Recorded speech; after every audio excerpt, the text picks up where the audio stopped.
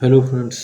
तो हम लोग यहाँ पे आज की न्यूज़पेपर देखेंगे दैनिक जागरण का। और इसमें देखते हैं क्या क्या इम्पोर्टेंट खबरें हैं जिन जो हमारी परीक्षा के लिए ज़रूरी हो इम्पोर्टेंट हो सकती हैं। तो सबसे पहले हम लोग इससे पहले कि हम लोग देखेंगे कि यार अभी कुछ हुए, और जैसे कि आरओ का पेपर हुआ तो वो वो भी कैंसिल हो गया लीक होने के कारण। और इसके बाद फिर अभी पीसीएस का भी पेपर प्रीलिम्स का था तो वो भी पोस्टपोन हो गया जिसकी नोटिस आज शाम तक आयोग जारी कर देगा। दोनों की लगभग आज या कल में नोटिस आ जाएगी। और सुनने में आ रहा है कि पीसीएस का प्रीलिम्स जून में होगा। तो काफ़ी अव्यवस्था रही। तो अब हम लोग फिर से समय मिल गया या जो भी है उसको फिर से शुरुआत करते हैं। तो सबसे पहले आज हम लोग इसी क्रम में दैनिक जागरण पेपर पढ़ेंगे, देखेंगे क्या क्या इम्पोर्टेंट न्यूज़ है। तो इसमें हम लोग आज पहली न्यूज़ देखते हैं। रिश्वत लेकर सदन में वोट देने वाले को मुकदमे से छूट नहीं। तो आज सुप्रीम कोर्ट ने सात सदस्यीय जो संविधान पीठ ने 1998 में जो नरसिंह राव केस था उसके उस मामले को पलटा है। ठीक है। और जैसा कि हम लोग देख रहे हैं 7 सदस्यीय ये संविधान पीठ है और इसके हेड सीजीआई हैं चंद्रचूड़ जी।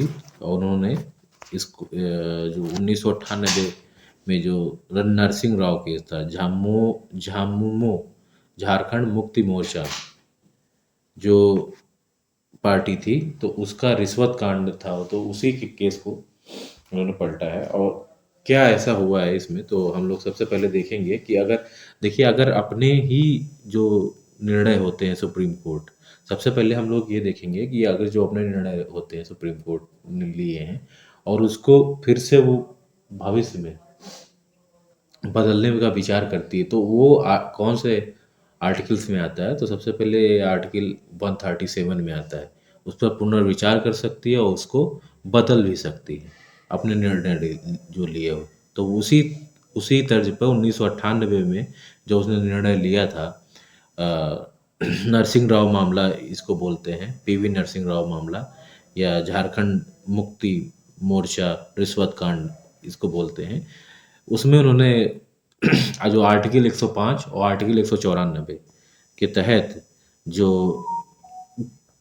इनको सांसद जो होते हैं और राज्य सरकार में 194 के तहत जो विधायकों को जो संसदीय विशेषाधिकार मिलते हैं या विधायिका विशेषाधिकार जो मिलते हैं उसके तर्ज पे उनको उससे छूट दी गई थी कि अगर आप रिश्वत लेके कुछ बोलते हैं ये आपका संसदीय विशेषाधिकार उस समय माना था सुप्रीम कोर्ट ने। लेकिन उसी निर्णय को पलटते हुए जो कि अभी इन्होंने उसको संसदीय विशेषाधिकार में नहीं जोड़ा है और कहा है कि ये आपका संसदीय विशेषाधिकार नहीं होगा। और 21 आर्टिकल के तहत इन्होंने पुनर्विचार किया तो आर्टिकल 137। तो 2-3 चीज़ें हम लोग देखेंगे यहाँ पे कि एक आर्टिकल 137 हम लोगों के लिए इम्पोर्टेंट है, हो गया है इस निर्णय के बाद। इसके बाद 105, 194 ये 2-3 आर्टिकल आप देख लीजिएगा। तो हम लोग सबसे पहले देखते हैं निर्णय को कि रिश्वत लेकर सदन में वोट देना वाले अब संसदीय विशेषाधिकार की आड़ लेकर नहीं बच पाएंगे। ऐसे सांसदों विधायकों को विशेषाधिकार का कवच नहीं मिलेगा। तो सांसदों को 105 के अंतर्गत विशेषाधिकार का मिलता था और ये 194 का। अभी हम लोगों ने हाल ही में महुआ मोइत्रा जो कि तृणमूल कांग्रेस की राज्यसभा सांसद हैं, लोकसभा सांसद या राज्यसभा सांसद जो भी हैं, तो उन्होंने भी उनके ऊपर भी वो निलंबित की गई थी संसद से इसी कारण कि वो रिश्वत लेकर जो है सदन में बोल रही थी। और ये ऐतिहासिक फैसला है ही, आप लोग जान रहे। तो इस पीठ जो इसमें जो 7 सदस्यीय पीठ थी, तो इसमें कौन-कौन से, तो चीफ जस्टिस डी.वाई. चंद्रचूड़ थे पहले, फिर जस्टिस ए.एस. बोपन्ना थे, जस्टिस एम.एस. एम.एम. सुंदरेश थे, और जस्टिस पी.एस. नरसिम्हा थे, जस्टिस जी.बी. पर्डिवाल थे, जस्टिस संजय कुमार थे, जस्टिस मनोज मिश्रा की जो 7 सदस्यीय पीठ ने फैसला सुनाया है।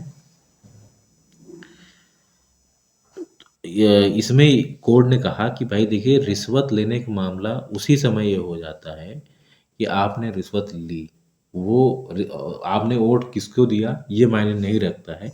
आपने अगर रिश्वत ली है तो ये रिश्वत लेने का मामला है। आपने उसने कहा जिसलिए वो आपने बोला, या आपने उसको वोट दिया या नहीं दिया, वो मायने नहीं रखता। कोर्ट ने सीधे साफ शब्दों में कहा है। इसलिए कहा है क्योंकि जो सीता सोरेन थी, उन्होंने रिश्वत तो ली, लेकिन उन्होंने वोट तो अपनी ही पार्टी को दिया था।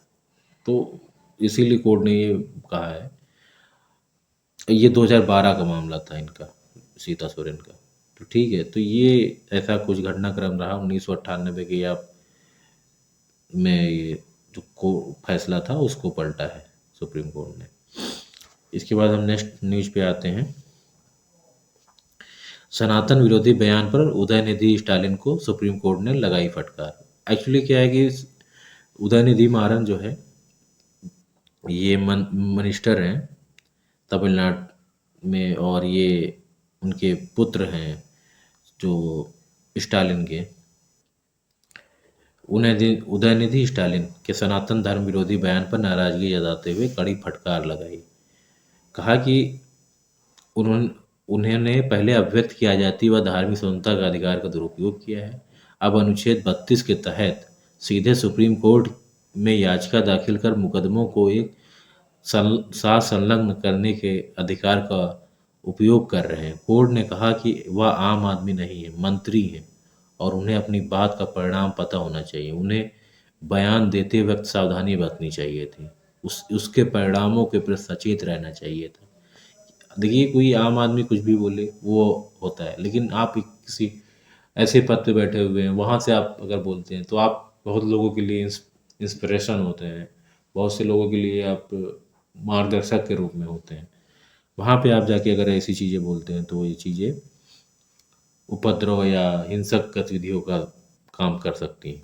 ये टिप्पणियां सोमवार को जस्टिस संजीव खन्ना और दीपांकर दत्ता की पीठ ने उदयनिधि स्टालिन को सनातन धर्म को मिटा देने वाले बयान पर उनके खिलाफ विभिन्न राज्यों में दर्ज मुकदमों को एक साथ संलग्न करने की याचिका पर सुनवाई के दौरान कही।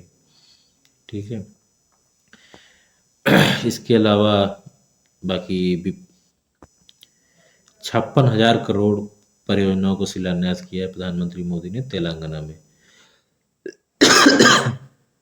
तो ये जब उद्घाटन होगा तो इसको देखेंगे। और ये शुरू हो गई हैं लगभग रैली इलेक्शन की, तो अभी तो सब शुरू हो गया है।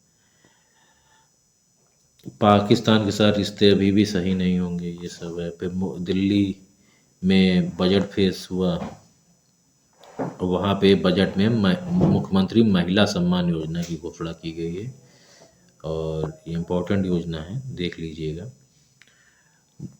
और महिला सम्मान राशि घोषणा कर चुनावी माहौल, मतलब उन्हें महिला सम्मान राशि जो है दी जाएगी। और इसके बाद नेक्स्ट आते हैं, हम लोग देखते हैं स्वास्थ्य मंत्री ने एनीमिया पर आईपीएचएस का भी शुभारंभ किया। कहा आयुष और एलोपैथी को मिलाकर प्रभावी। मांडविया ने किया आयुष आईसीएमआर उन्नत केंद्र का शुभारंभ। ठीक है, तो केंद्रीय स्वास्थ्य और परिवार कल्याण मंत्री मांडविया ने एम्स के एकीकृत स्वास्थ्य अनुसंधान के लिए आयुष आईसीएमआर उन्नत केंद्र का शुभारंभ किया। उन्होंने स्वास्थ्य और परिवार कल्याण मंत्रालय और आयुष मंत्रालय के बीच अन्य बड़ी संयुक्त पहल की भी घोषणा की। उन्होंने खून की कमी यानी एनीमिया पर बहुकेंद्रीय नैदानिक परीक्षण और आयुष स्वास्थ्य देखभाल सुविधाओं के लिए भारतीय सार्वजनिक स्वास्थ्य मानकों IPHS, आयुष ICMR उन्नत केंद्र का शुभारंभ। ठीक है, उन्होंने और इसके अलावा IPHS भारतीय सार्वजनिक स्वास्थ्य मानकों शुभारंभ शामिल है। केंद्रीय स्वास्थ्य मंत्री ने इस अवसर पर राष्ट्रीय आयुर्वेद विद्यापीठ के 27वें दीक्षांत समारोह और आयुर्वेदो अमृतानम पर 32वें राष्ट्रीय सेमिनार का भी उद्घाटन किया। आयुर्वेदो अमृतानम। केंद्रीय मंत्री मांडविया ने सोमवार को आयुष ICMR के लॉन्च के अवसर पर बताया कि विभिन्न चरणों में दिल्ली के बाद जोधपुर, नागपुर, ऋषिकेश में 3 और एम्स खोले जाएंगे। तो ये सब है इसमें। ठीक है, इसके अलावा सैन्य साजो सामान मामले में आयात पर निर्भर नहीं रह सकता भारत। तो भारत अब आयात की जगह पे आत्मनिर्भर बनने की और बढ़ रहा है इसमें। हम लोगों ने जैसा कि देखा कि पिछले कुछ समय से काफ़ी कम हम लोग आयात करना शुरू किए हैं और हम लोग निर्यात पे ज़्यादा बल दे रहे हैं। रक्षा आयात पर निर्भरता के कारण भारत को करना पड़ा था परेशानी का सामना। कई बार ऐसा होता है। ठीक है, रक्षा मंत्री ने मानकेसा सेंटर पर किया डेफ डेफ डेफ कनेक्ट 2024 सम्मेलन का उद्घाटन।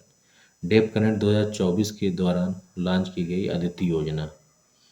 तो यहाँ पे हम लोग देखेंगे अदिति योजना एक है और डेफ कनेक्ट 2024 का शुभारंभ। तो इसको हम लोग देखते हैं। रक्षा मंत्री राजनाथ सिंह ने सोमवार को कहा कि भारत जैसा विशाल देश साजो सामान के आयात पर निर्भर नहीं रह सकता, क्योंकि ऐसी निर्भरता उसके परिणाम रणनीतिक स्वायत्तता के लिए घातक हो सकती है। रक्षा मंत्री ने मानेकशा सेंटर पर डेफ कनेक्ट 2024 के उद्घाटन के बाद लोगों को संबोधित करते हुए दावा किया कि रक्षा आयात पर निर्भरता के कारण भारत को अतीत में मुश्किल समय में परेशानी का सामना करना पड़ा था। रक्षा मंत्री ने कहा, घरेलू रक्षा उत्पादों का वार्षिक आंकड़ा 1 लाख करोड़ रुपए के रिकॉर्ड आंकड़े को पार कर गया है। ठीक है, 1 लाख करोड़ का जो घरेलू आंकड़ा है वो पार कर गया है, जो 2014 के आसपास लगभग 44,000 करोड़ के आसपास था। यह लगातार बढ़ रहा है। हम रणनीतिक स्वायत्तता तभी बरकरार रख पाएंगे जब हथियार और साजो सामान हमारे देश में हमारे अपने लोगों द्वारा बनाए जाएं। हमने इस दिशा में काम किया और सकारात्मक परिणाम भी देखे। राजनाथ सिंह ने कहा कि रक्षा सहित प्रमुख क्षेत्रों में आत्मनिर्भरता के बिना भारत अपने राष्ट्रीय हितों के अनुरूप वैश्विक मुद्दों पर स्वतंत्र रुख अख्तियार नहीं कर पाएगा। प्रधानमंत्री मोदी के नेतृत्व में जब हमारी सरकार 2014 में सत्ता में आई तो हमने देखा कि भारत के साजो सामान का बड़ा हिस्सा आयात किया जाता है। अगर किसी देश के सुरक्षा संबंधी उपकरणों का बड़ा हिस्सा आयात किया जाता है तो उस देश को गंभीर परिस्थितियों में कई कठिनाइयों का सामना करना पड़ सकता है। स्वदेशी नवाचार को प्रोत्साहन देने और बढ़ते सुरक्षा चुनौतियों से निपटने के लिए साझेदारी को सुगम बनाने के लिए innovation for defence excellence defence innovation organisation, जो डेफ कनेक्ट IDEX और DIO द्वारा डेफ कनेक्ट 2024 का आयोजन किया जा रहा है। तो डेफ कनेक्ट क्या है? तो innovation for defence excellence defence innovation organisation, innovation for defence excellence defence innovation organisation, Def connect 2024 का आयोजन किया जा रहा है। और IDEX और DIO, यह आयोजन रक्षा क्षेत्र में भारत के उद्योग बड़ी संख्या में निवेशकों को आकर्षित करेंगे। तो डेफ कनेक्ट 2024 में आदिति मतलब आदिति क्या है? इसका फुल फॉर्म है acting development of innovative technology with IDEX। तो योजना लॉन्च की गई। ठीक है, 2023-24 से 25-26 की अवधि के लिए शुरू की गई ₹750 करोड़ रुपए की या आदित्य योजना का लक्ष्य लगभग 30 महत्वपूर्ण और रणनीतिक प्रौद्योगिकियों को विकसित करना है। इस कार्यक्रम में डिफेंस इंडिया स्टार्टअप चैलेंज के 11वें संस्करण का भी शुभारंभ हुआ, जिसने रक्षा क्षेत्र के प्रतिष्ठान और स्टार्टअप इकोसिस्टम के बीच सहयोग में एक नए अध्याय की शुरुआत की। इसके अलावा IDEX इंटर्नशिप कार्यक्रम की भी शुरुआत हुई, जिसका उद्देश्य युवा प्रतिभाओं को नवाचार में व्यवहारिक अनुभव और मार्गदर्शन देना है। IDEX ने IDEX इन्वेस्टर्स हब के तहत नए निवेशकों के साथ समझौता ज्ञापन की भी घोषणा की। ठीक है, तो आदित्य योजना लॉन्च की गई है। डेप कनेक्ट 2024, IDEFX और IDEX और फिर DIO, जिसको डेप कनेक्ट बोलते हैं। ठीक है, तो ये इंपॉर्टेंट न्यूज है आज की। SBI ने इलेक्टोरल बॉन्ड जानकारी देने के लिए 30 जून का समय मांगा है, जो कि पहले 6 मार्च तक का समय दिया था सुप्रीम कोर्ट ने। आज से शुरू होगा नौसेना कमांडर का सम्मेलन। ठीक है, नौसेना कमांडरों का सम्मेलन आज से शुरू होगा। तो देखते हैं इस न्यूज को। नौसेना के कमांडरों का सम्मेलन मंगलवार को शुरू होगा। रक्षा मंत्री राजनाथ सिंह और नौसेना के शीर्ष कमांडर मंगलवार को अरब सागर में नौसेना के 2 विमान वाहक पोतों में से एक विमान वाहक पोत पर होने वाले सम्मेलन में भारत के समुद्री सुरक्षा चुनौतियों की समीक्षा करेंगे। अधिकारियों ने कहा कि द्विवार्षिक नौसेना कमांडरों के सम्मेलन के उद्घाटन सत्र में रक्षा मंत्री दोनों विमान वाहक पोतों की क्षमता को देखने के लिए समुद्र में उतरेंगे। ट्विन कैरियर ऑपरेशन में विमान वाहक INS विक्रांत और INS विक्रमादित्य युद्ध क्षमता को प्रदर्शित करेंगे। 3 दिवसीय सम्मेलन के दौरान CDS अनिल चौहान, नौसेना प्रमुख एडमिरल R हरिकुमार, सेना प्रमुख जनरल मनोज पांडे और air chief marshal VR Chaudhari नौसेना कमांडरों के साथ कई मुद्दों पर संवाद करेंगे। सम्मेलन के दौरान कई महत्वपूर्ण मुद्दों पर विचार विमर्श करने की संभावना है, जिससे हिंद महासागर में चीन के बढ़ती आक्रामकता के साथ साथ हाउथी आतंकियों द्वारा लाल सागर और आसपास के क्षेत्रों में विभिन्न मालवाहक जहाजों को निशाना बनाने से उत्पन्न स्थिति भी शामिल है। नौसेना के प्रवक्ता कमांडर विवेक माधवाल ने कहा कि वे राष्ट्रीय हितों की रक्षा के लिए तीनों सेनाओं के बीच तालमेल और तत्परता बढ़ाने के रास्ते तलाशेंगे। यह सम्मेलन नौसेना के कमांडरों के लिए समुद्री सुरक्षा से संबंधित रणनीतिक गतिविधियों के साथ ही वरिष्ठ पदाधिकारियों से बातचीत करने के एक उद्देश्य से मंच उपलब्ध कराता है। केंद्रीय मंत्रियों से मिले गूगल और स्टार्टअप कंपनियों के प्रतिनिधि।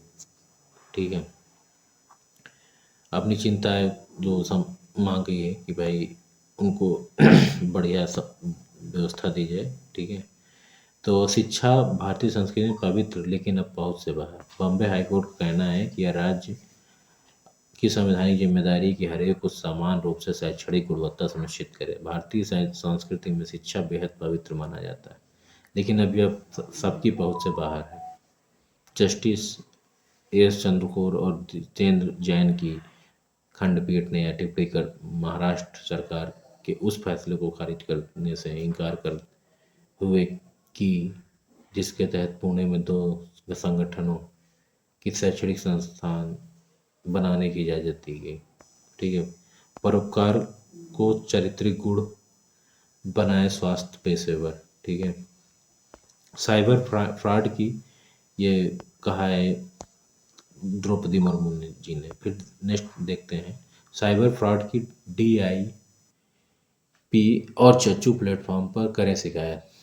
तो क्या है, तो संचार मंत्री अश्विनी वैष्णव ने 2 प्लेटफॉर्म को किया लॉन्च। पिछले 9 महीनों में 62 लाख फ्रॉड कनेक्शन को काटा गया है। ठीक है, अगर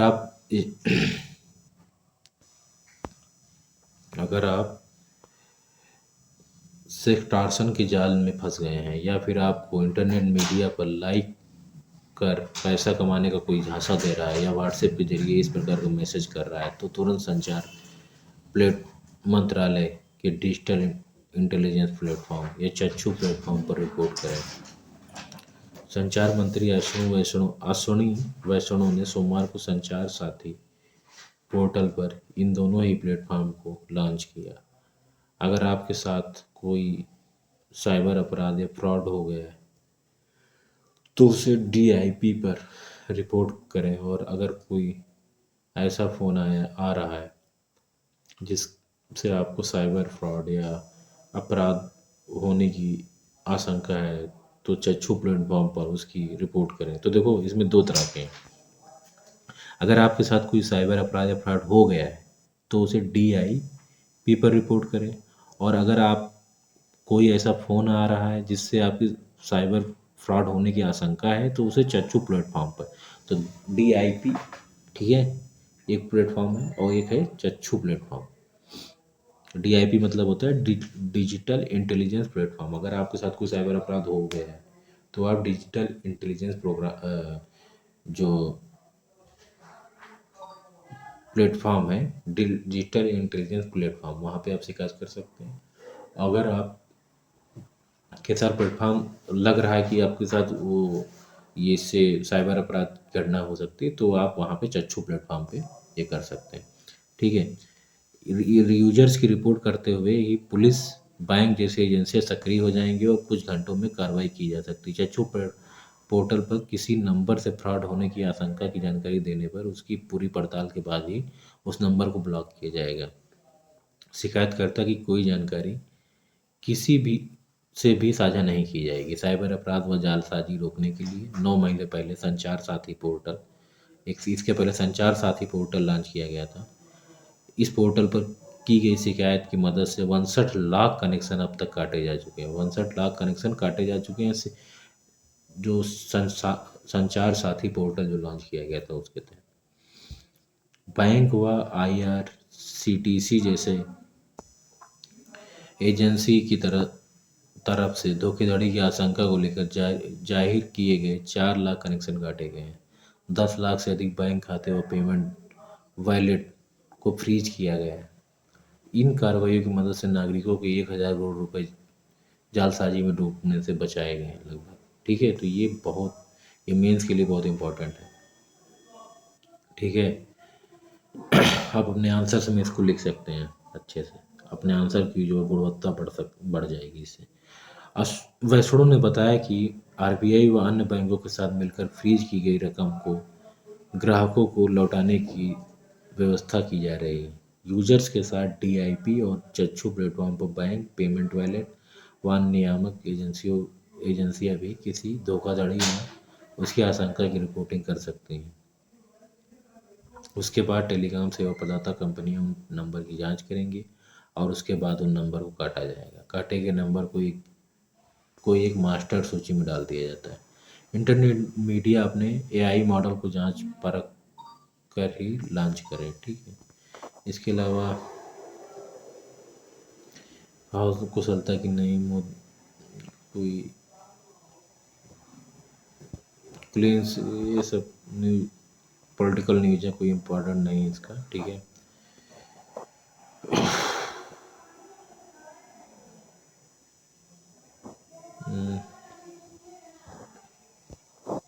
पॉलिटिकल न्यूज है सब ये।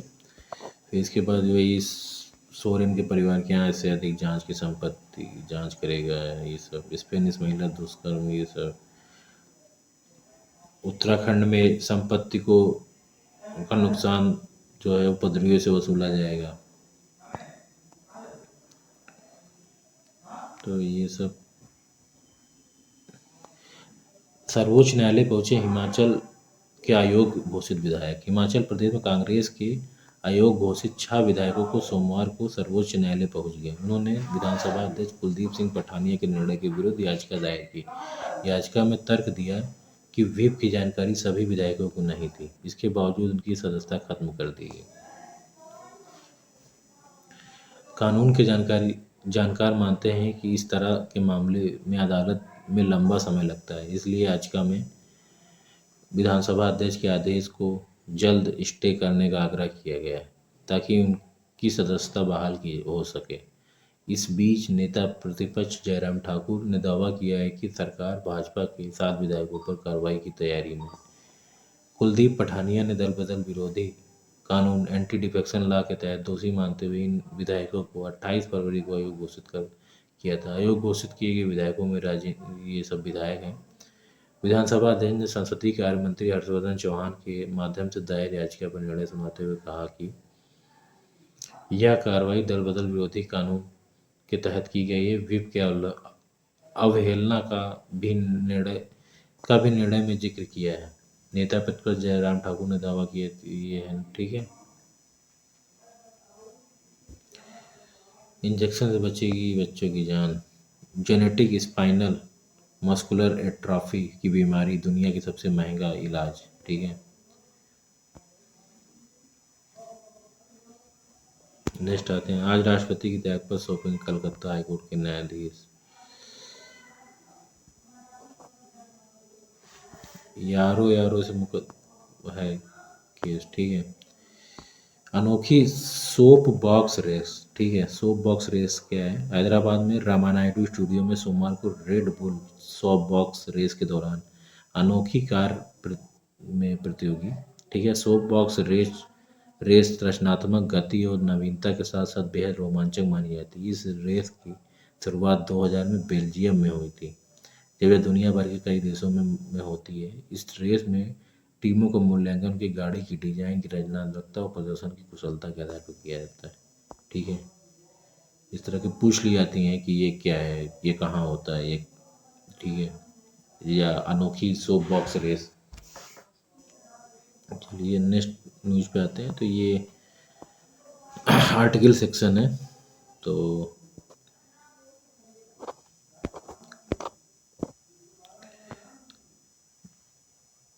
ये आर्टिकल सेक्शन है, आप लोग इसको पढ़ सकते हैं। अब इसको पढ़ने में मुझे बहुत समय लगेगा। मैं अपने टेलीग्राम चैनल पर इस न्यूज़पेपर डाल दिया हूँ, वहाँ से जाके आप आर्टिकल्स को पढ़ सकते हैं। अब मैं पढ़ूंगा तो बहुत समय लग जाएगा मुझे। और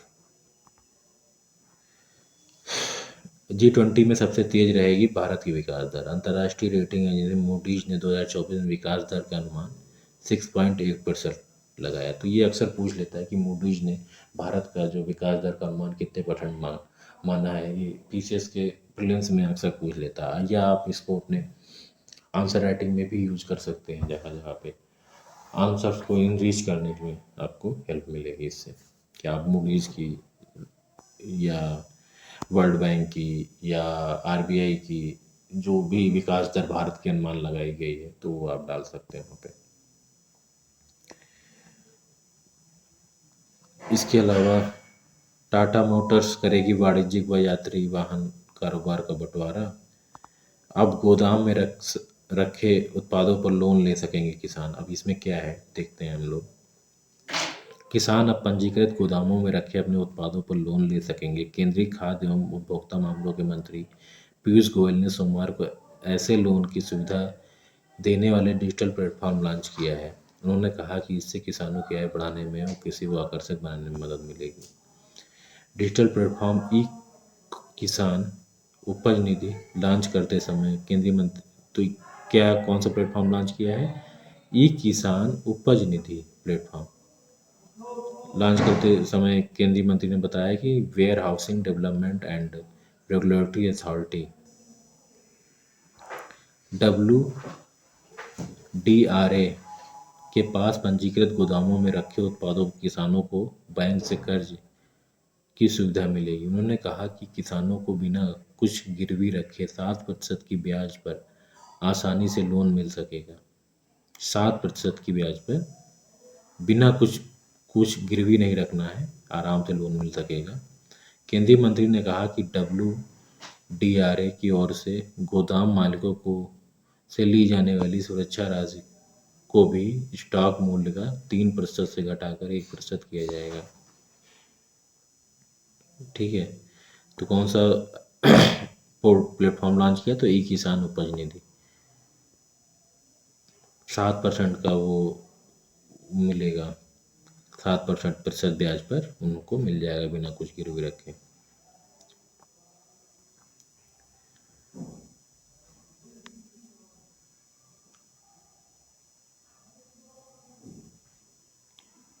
ईडी ने महुआ मोइत्री को फिर समन जारी किया। ये सब इनके खिलाफ भी यही हुआ था। भारत में सिम से 100 करोड़ की साइबर धोखाधड़ी। शेयर मार्केट, गेमिंग और ऐप और टेलीग्राम से मोटा मुनाफा कमाने का झांसा देकर करते थे ठगी। सब साइबर अपराध बहुत ज़्यादा फैल रहा है।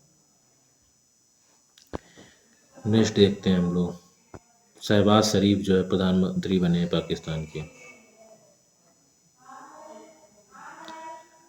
नेपाल में राजनीतिक अस्थिरता की स्थिति बनी हुई है। नेपाली कांग्रेस से जो है पुष्प कमल दहल प्रचंड जो है उन्होंने अपना समर्थन वापस ले लिया। ओली के साथ अब वो केपी शर्मा ओली के साथ चले गए हैं। ठीक है, तो ये सब चीज़ें चलती रहती हैं। इसके अलावा गाजा में युद्ध विराम के लिए काहिरा में वार्ता, तो आप देख लीजिएगा। मिडिल ईस्ट बहुत चर्चा में है, वहाँ से मैपिंग ज़रूर आप लोग कर लीजिएगा, वहाँ से मैपिंग आने ही वाली है। लाल सागर भी हौती विद्रोहियों की वजह से काफ़ी चर्चा में रहा है इस समय। तो वही मिडिल ईस्ट, लाल सागर के आसपास का क्षेत्र ज़रूर आप लोग देख लीजिएगा। इसके अलावा स्पोर्ट्स न्यूज़ है, तो इसमें कुछ है नहीं ऐसा कुछ जो है जो इम्पोर्टेंट लगे मुझे। तो हाँ, ये इन्वायरमेंट के लिए है। जो आप उत्तराखंड में अवैध कटान की हर वर्ष 1036 घटनाएं होती हैं।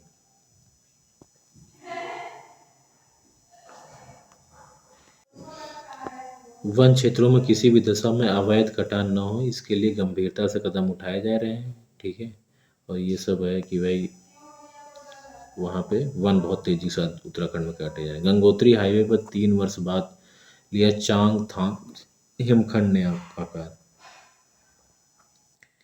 ठीक है, और इसके अलावा आदित्य एल1 के लॉन्च के समय जो है एस सोमनाथ को कैंसर हो गया था, उसके बारे में बता रहे हैं कि भाई अब उन्होंने इलाज करवा लिया और वो ठीक है। चलिए, इसी के साथ आज का न्यूज़पेपर ओवर हुआ। जो कुछ इम्पोर्टेंट न्यूज़ थी उनको मैंने कवर करने का प्रयास किया है, और बाकी मैं इसको अपने टेलीग्राम चैनल पर डाल दूँगा। उसका लिंक मैं कमेंट बॉक्स में पिन कर दूँगा और इसके साथ ही डिस्क्रिप्शन बॉक्स में डाल दूँगा। तो आप वहाँ से जाके टेलीग्राम चैनल में जाके आप इसको अपलोड कर सकते हैं और देख सकते हैं। और इसका आप मैं बता दे रहा हूँ, आप आर्टिकल सेक्शन में कौन सा आर्टिकल आपके लिए इम्पोर्टेंट है एग्ज़ाम के लिए। तो इसमें ये वन्य जीव संरक्षण की पहल, ये आप पढ़ लीजिएगा आर्टिकल, और बाकी कोई आर्टिकल आज इसमें इम्पोर्टेंट नहीं है। तो यही एक आर्टिकल है जिसको आप पढ़ लीजिएगा तो आपको फ़ायदा होगा। बाकी कोई इम्पोर्टेंट आर्टिकल नहीं है। ठीक है, या फिर ये आप देख लीजिएगा, गेहूं और धान के दुष्काल से निकले किसान। ठीक है, गेहूं और धान की खेती जो है प्रोत्साहन देकर जो है संतुलित कृषि को बढ़ावा दे रही है। ठीक है, तो फसल विविधीकरण पे बात की गई है, तो ये भी एक बहुत इंपॉर्टेंट आर्टिकल। 2 आर्टिकल आप देख लीजिएगा, इसके अलावा कोई आर्टिकल आज इम्पोर्टेंट नहीं है इसमें जो कि आपकी परीक्षा के लिए इम्पोर्टेंट हो। तो यहीं पे रोकते हैं अपना सेशन। ठीक है, और जैसे चलिए ठीक है, फिर धन्यवाद।